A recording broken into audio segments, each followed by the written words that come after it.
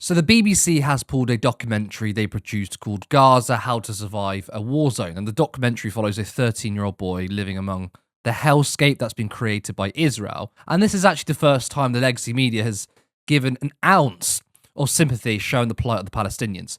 Of course, the Zionists were outraged because humanizing Palestinian children is obviously a step too far for them. And now it's being pulled. And the apparent reason is that Abdullah al-Yazori, the 13-year-old boy, is suspected to be the son of a Hamas official. Now, this, unsurprisingly, has sparked a reaction where pro-Israel people have accused the BBC of being biased against Israel, which is absolutely wild. Sipi Hotovely is the Israeli ambassador to the UK, and I'm sorry, she's a psychopath. If you've seen her on the BBC or other media organisations, she's been apologetic for the genocide.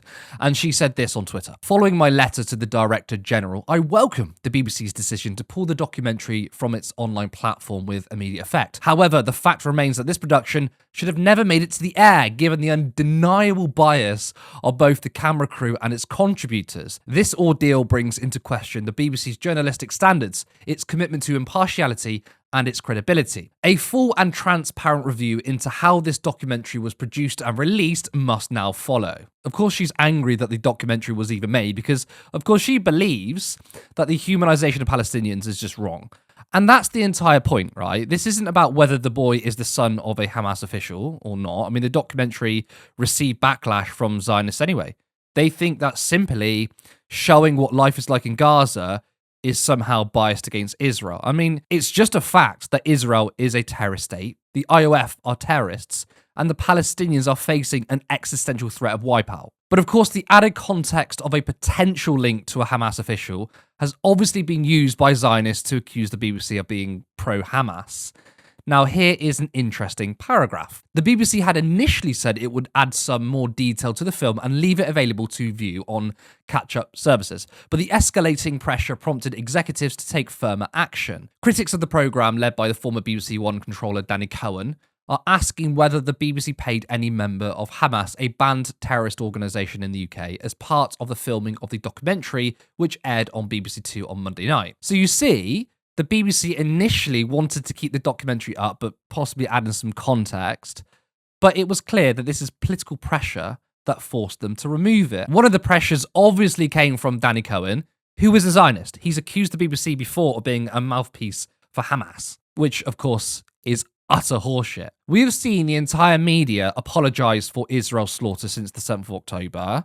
This isn't an opinion, but it's something that has actually been documented by Owen Jones. The 9,000-word report written by journalist Owen Jones and published on Dropsite, a self-described non-aligned investigative news organisation dedicated to exposing the crimes of the powerful, alleges that the BBC's coverage of the war has failed to meet its standards on impartiality. Instead, the report says the BBC's coverage has involved the systemic dehumanisation of Palestinians and unquestioning acceptance of Israeli PR. This has allegedly been overseen by BBC Middle East editor and apparent Benjamin Netanyahu admirer Rafi Berg, who was accused by anonymous journalists of micromanaging the section. So that is an insanely extensive report which proves the systemic anti-Palestinian bias. But let me posit another question.